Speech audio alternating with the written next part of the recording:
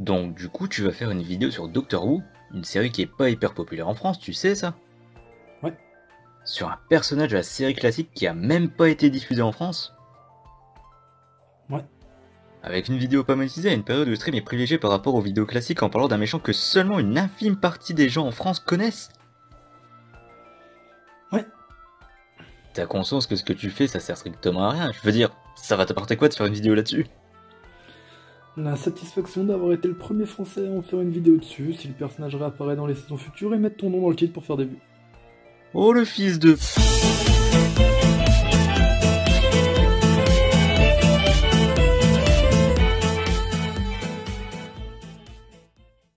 Bon alors déjà, Doctor Who c'est quoi?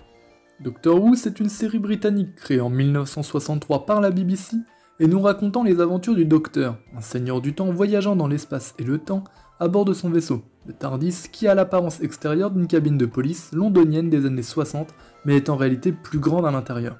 Ouais, enfin, s'il y a des gens qui regardent cette vidéo, s'il y en a, ils doivent déjà connaître la série j'imagine.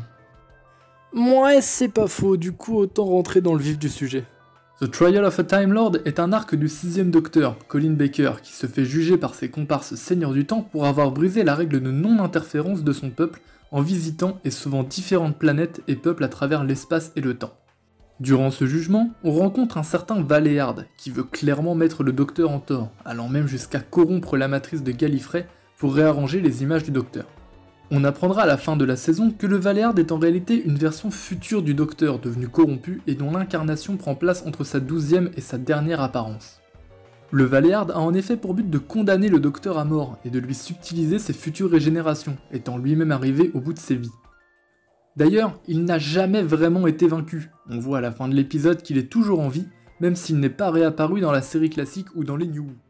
Bien que ça puisse être une interprétation, on remarquera que le Docteur craindra souvent de devenir le Valeyard. C'est particulièrement visible avec le 10ème Docteur, comme par exemple au moment de la scène Time Lord Victorious. Time Lord Victorious. À ce moment, on peut penser que le Docteur a peur de mourir en tant que Docteur et de devenir le Valeyard. I've gone too far.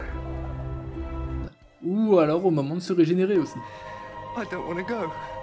Pour rappel, bien qu'il soit le 10ème Docteur, il est en réalité à sa 12e régénération, ayant été le War Doctor et s'étant régénéré sans changer d'apparence une première fois. Et souvenez-vous, le Valeyard apparaît entre la 12e et dernière incarnation du Docteur. Et là, le Docteur pense que c'est la dernière fois qu'il pourra se régénérer et craint donc de devenir le Valeyard. On reverra le Valeyard dans différents médias, comme dans des romans, les audios et dans une bande dessinée.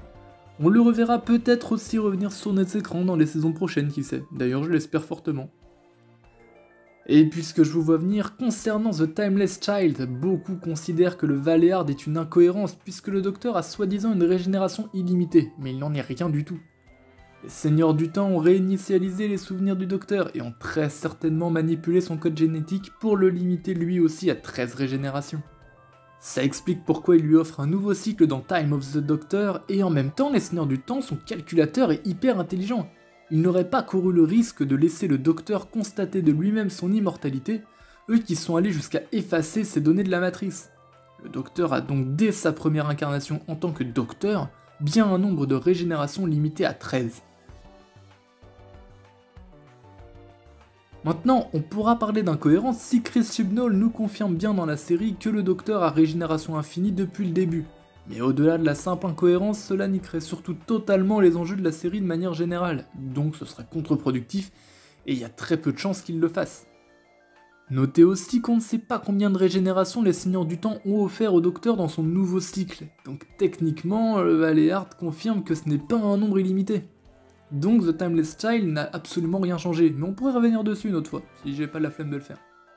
Sur ce, je vous remercie pour avoir regardé cette vidéo, je remercie aussi le copain Thibaut Desbaumes pour sa participation, le lien de son travail est en description.